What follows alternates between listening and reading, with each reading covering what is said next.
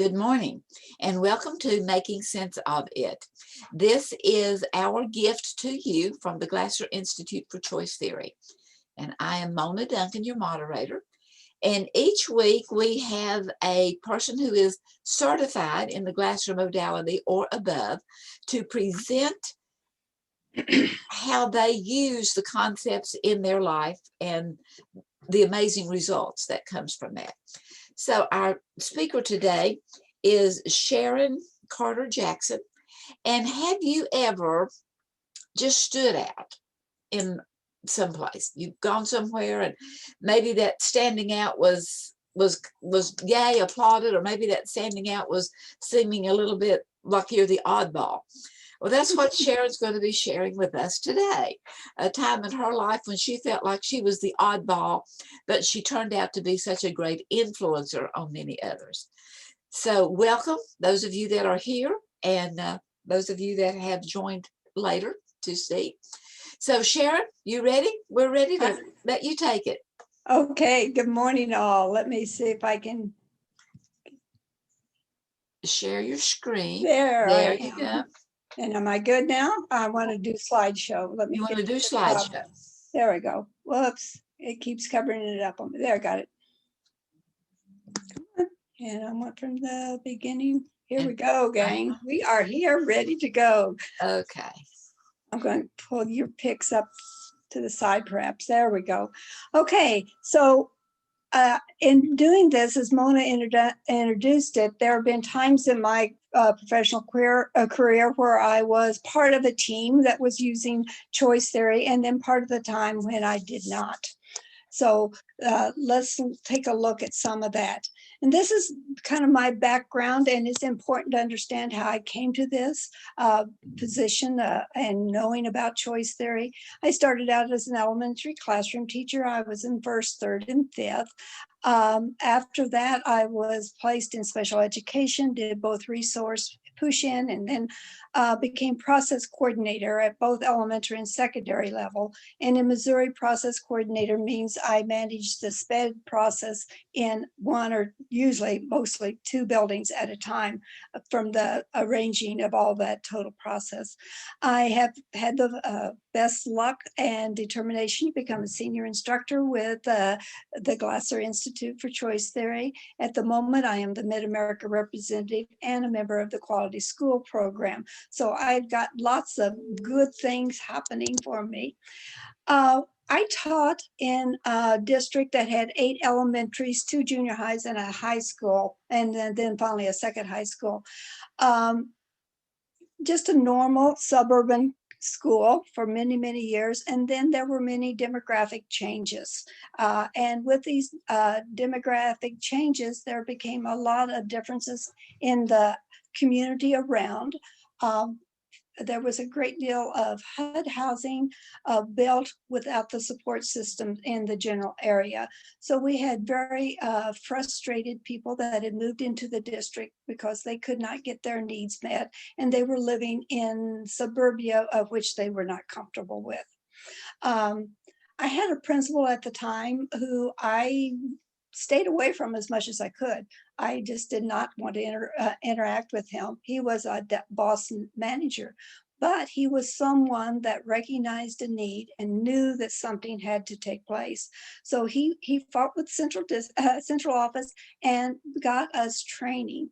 Now, this probably would not happen today, but at the time it happened, we got a letter the 1st of August said, you will be at school next week, Monday through Friday, 8 to 4, bring a sack lunch.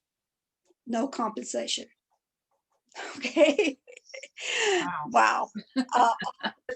40 plus staff showed up except for 3 that didn't, but they came aboard. But anyway, we had a basic week. It was a gentleman by the name of Doug Naylor. Those of you that have been around a while will recognize his name.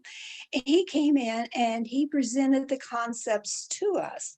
And this boss manager principal made some changes too, as he understood the choice theory concepts. And so after 3 days, the principal said that he wanted us as a staff to take a stand. Did we want to operate with the understanding of choice theory or and reality therapy or not? Well, the vote was overwhelming. Yes, we wanted this. So the last 2 days of the week, we spent organizing ourselves as a building, how we would operate between grade levels, on grade levels, how we would communicate with our parents, our parent-teacher organization, just the full package. They were very full, intense ways. So here we are. We're starting out and we are gung-ho. Our parents like it. As we work with our students, they begin to see changes, and they were making changes. The particular building, junior high building that ours fed into, did not like our students. They were troublemakers. They had reputations of not being good to be around or good, any type of leadership for the most part. After we had this program in place for 3 years, guess what? There were problems in school, and they'd say, oh, go get one of those English students. They can problem solve. They'll figure it out. So I have to say this because I just have to, as a quality school person, I get so excited over what quality school can do for students, parents, and staff community-wide. Okay, after a few years, and you see I've got all lemons there, and this is lemonade, because we're all on the same path at this time, okay? We're all involved. And a side note to this, if we had a substitute that was not of the attitude of choice theory, and a lot of people are without having some of the training, our students would just simply rebel that day. The principal would have, Auntie would have to go say, now hang on guys, you can do this. We can manage this for a day, you know, type thing. And eventually we weeded out those course substitutes, and we had substitutes that asked to come to our building. And our students loved them when they would need to be there. Okay, so our principal retired. What in the world is going to happen to us?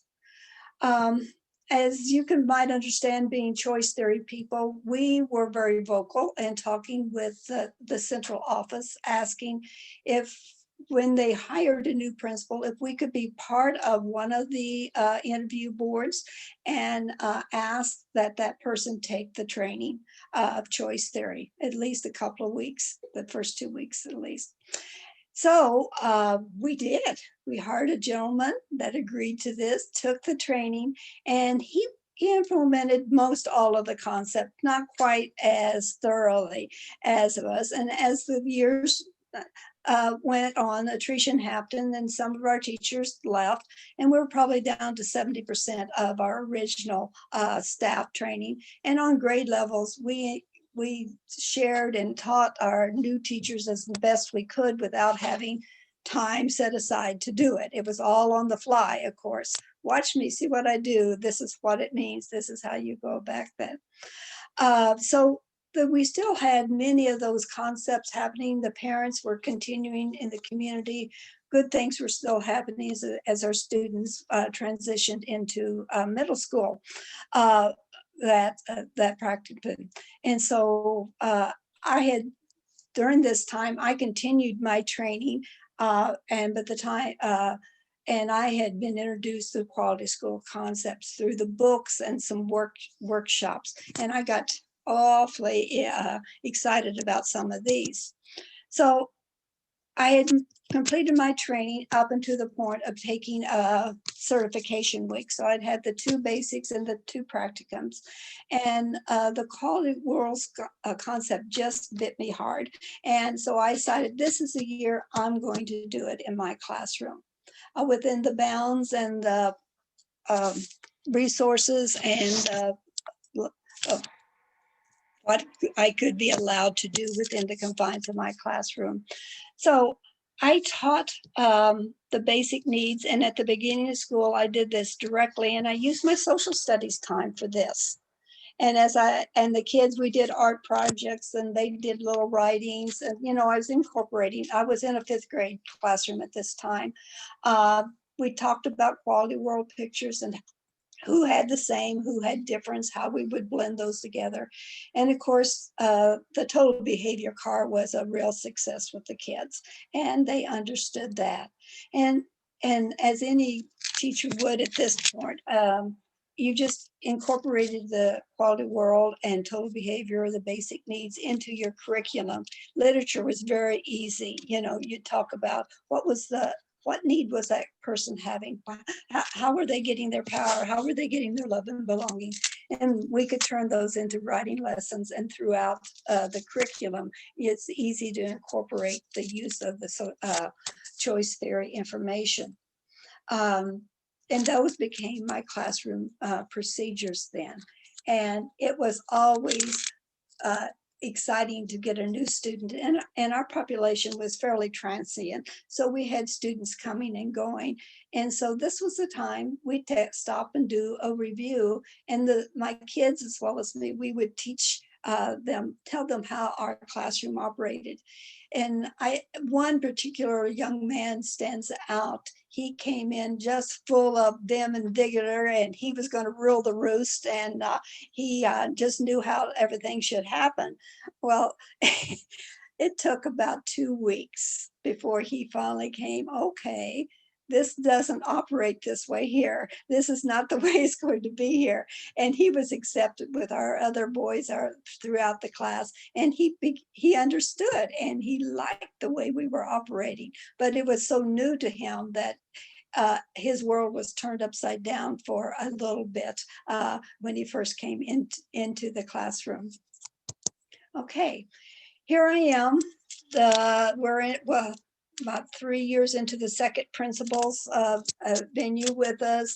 The teachers are done, but there were 4 of us in 5th grade, and 3 out of the 4 had the original training. So I still had teachers that were on my understanding what I was doing. Some of the things that I did in my classroom that seemed to work, it was Carter's can-do class. And that was a big sign up above my door as you came in and whatever. And I worked this message hard with my students because I had kids coming into 5th grade that were still reading at 2nd grade, possibly 3rd grade, as well as kids, of course, reading on grade level. And so I began to understand what competencies were. And my motto was, you work till you can do it. You're a can-do kid. There's no reason. I'll help you. Others will help you. You're a can-do kid. And something happened, I think on the first day of school that particular year, I went to write something on the board and realized that my lack of spelling was becoming evident. I realized, oh, the word I started to write, I wasn't going to spell correctly. One of my kids helped me out. So we laughed, and I said, isn't it wonderful to have erasers so we can fix things, so we can do our work, so it's a can-do thing. And so this became another motto for us. Pencils have erasers for a reason. You know, so we can fix, we can change, we can redo. But with the confines of where I was at, I did not put grades in the grade book until the end of the quarter unless they were the competent grades. And of course, those went in right away as students were, but those were the combines. And so the kids and I talked about that. That's the way our system worked. My parents were good with everything we were doing. Had very few complaints. Many parents asked about what we were doing, and they liked it. I was lucky that this was a self-contained classroom. My students were with me all day, except for art, music, and PE. So we were a close-knit little group of probably close to 30, usually had 28 at least students. So that's a handful, if you understand what I'm saying about that. Okay. And I already talked about my grade level teachers being supportive. And the principal had been changed, and while not fully buying into everything, he never had any concerns because my kids never came to visit him other than for something positive. Anyway, and I adopted the motto that Kay Metley, she was the first principal of Grand Traverse School that was a highly recognized and still is recognized as a quality school. And her motto was, there's no behavior problems, just behavior incidents. So when we had something, we would work it out in that way. As I said, I, of course, had school children of all academic levels, and they were moving up, those at the lower level. And towards the end of January, I had a parent come in to say that her family was going to have to move. And her daughter was one of the, had come in as a lower achieving student, but that was now doing, doing much, much better than she ever had, and now liked school again. And unfortunately, she cried as she had to tell me that she was having to move her family. All that is meaningful to me, knowing that some of my goals were being achieved. It was also sad to know that possibly she might go into a less inviting area with her learning. But so, I wasn't standing out totally, but I was standing out somewhat. And my acceptance was pretty much because I'd been in the building and most of the people knew me and accepted me. So, I wasn't wholly standing out. Okay. But then at this point, I got a call 1st of August, 7:30 in the morning. It was my principal. And he was telling me that one of the special education resource teachers' husband had been transferred and he needed to replace her. Years before, when I'd done my master's, I took special education as background information for myself. But I did have that certification. And most of you understand, when you work for a district, you work for a district, not just your principal, and they can place you wherever.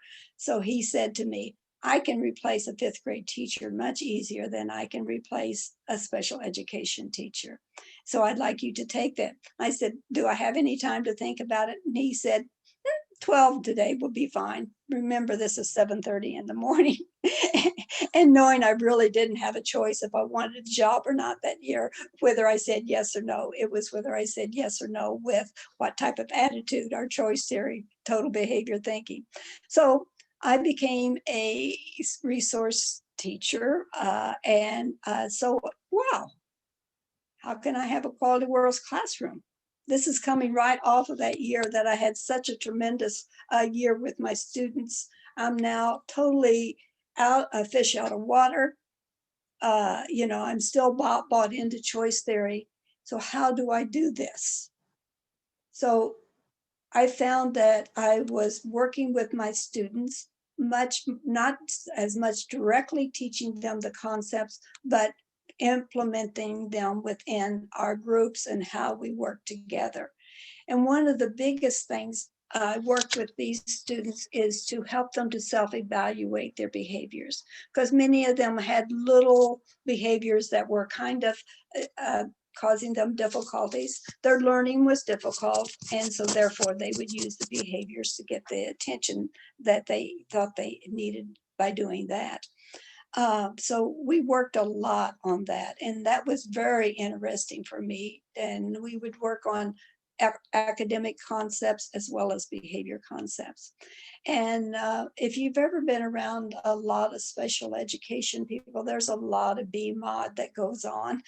And of course, a behavior modification that goes on with these type of groups, with the rewards and the incentives and charts and, all the stuff that we as choice theorists would not agree to.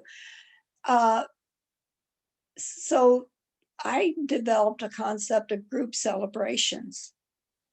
And so we would, at the end of a Friday, it's usually on a Friday, it might be in a weekly one, it might be a monthly one, but at a time that I felt the group had done worked and we needed to celebrate something, everyone celebrated. No one was pointed out. No one had to sit on the other side of the room with the other teacher. All of those things that push people away, that I would call the disconnecting habits. And my kids enjoyed that. And we were doing okay. Okay, guess what? This principal moves on and we have a new one. And again, we go to the board asking for the same thing. And this happened to be a woman, and she came on and she said she would take the training. And I think she took a basic week, but she never understood the concepts or really implemented them. Okay, but there was something interesting that she would do down the years. You know, she knew the ones of us that were still ingrained with choice theory and that we were still using it, whether we were using it formally or not. We were still choice theorists. And all at once she would call down to my room and say, Sharon, I need you to come to the office. I need some of that psychology. Boom, boom, boom, boom, boom. You know, I wanted, okay, yes, ma'am, I'll be there.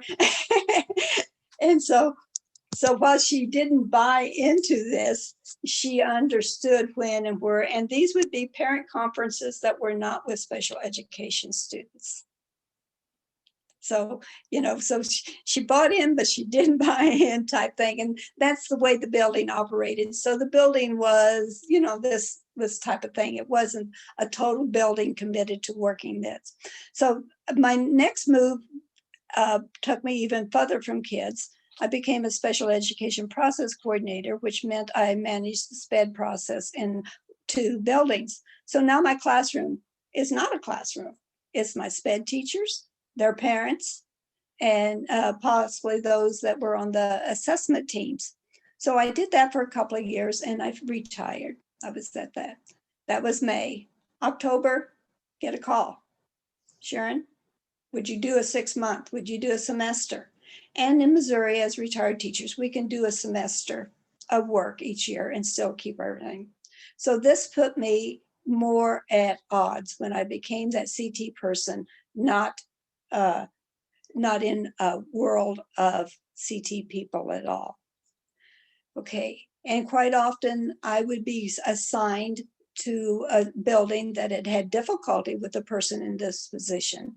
The files needed to be cleaned up, and the teachers needed help in learning how to do the process and working with the parents. So I'd step into a hot mess, basically, type thing. So here we go, connecting habits, A1, and all my choice theory things would work. And so, I was always welcomed in these buildings and had good relationships, and I always challenged that to my choice theory. And if you notice the picture this time, it's become a little more drastic because I felt more isolated as a choice theorist, but I felt very accepted as a person within the confines and the working involvement. Okay. So here is kind of my assessments of why would I choose to continue to use choice theory in this world, this external world, when no one else knew what I was about. And I was assigned throughout the district. And remember, there's 8 elementary buildings. So I would have the span each year in a different building, possibly. So I go in as a stranger, but once you have choice theory as your basis for your life, there's no leaving it behind. It's part of you, it's part of me. And while I may have used the language and examples formally sometimes, other times I just use the choice theory philosophy, psychology, if we want to do that way, and definitely the connecting habits as I worked with these people, and things generally went well throughout this time. Okay, the last slide is going to be what happens when you are in a situation where they don't want to recognize CT, where you're told that's not part of our organization. We don't want that here. Don't use those terms. Don't use that. Follow our policies. Okay, so there's lots of choices to be made when you end up in this type of situation. And I hope during our discussions, we can spend quite a bit of time talking about being that choice theory in an accepting world and being that choice theory person in an external control world. So, here, do I stay with that organization? Do I want to go somewhere can I do enough good being this choice theorist, even though it's more or less an uncomfortable position for me? These are my decisions. But I know being a choice theorist person, it's not going to leave me. I'm going to keep those beliefs. So it's how I can live those beliefs. And of course, the bottom line is our choice. It's our choice. And so with that, I'd like to close out and look forward to your discussions with this.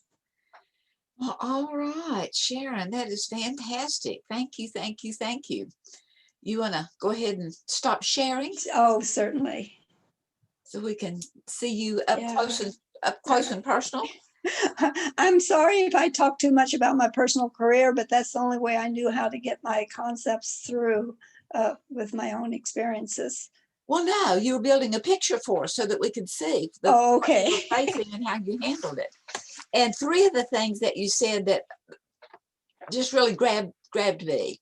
One was, I love your Carter can-do class. Yes, I do Because too. that let everyone know, whether they were walking down the hallway or going into your classroom, to know that there was something unique and special about that particular one. And then also that erasers are there for a reason, which if someone does make an error, rather than being so discombobulated by it or frustrated or all that, it gives it a real easy out. And with being connecting. And then also you're talking about the group celebration. Can you expand on that a little bit more with your group celebration? Because that was whenever you had begun to go where you were the choice theory person in a non-choice theory world. Right.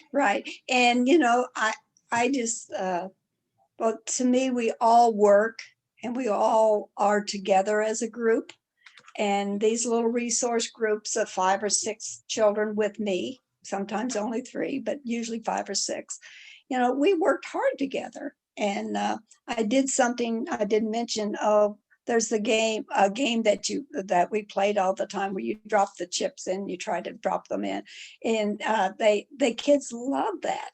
And I taught more social skills playing that game than any formal lesson of social skills could have ever been taught.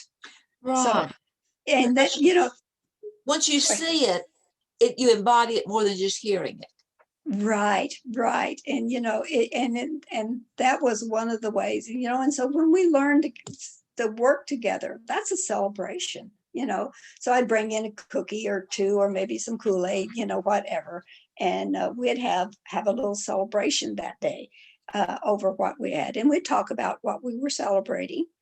And I'm hearing that you also treated everyone with equality. Yes, definitely. Yeah. And helped them to then in turn internalize that themselves so that they could treat their fellow classmates with equality. That was my hope. Yeah. Okay, well, we're going to close the recording and thank all of you that are here live and those that are watching it later. And we will open it for conversation for those that are attending live. So if you're watching this at a later time, remember that if you will come for a live presentation every Wednesday at 11 o'clock starting Eastern time, you're welcome to be a part of the continuing conversation afterward. In the meantime, thank you very much for your interest in choice theory and reality therapy and Dr. Glasser's concepts, and have a blessed day and good mental health.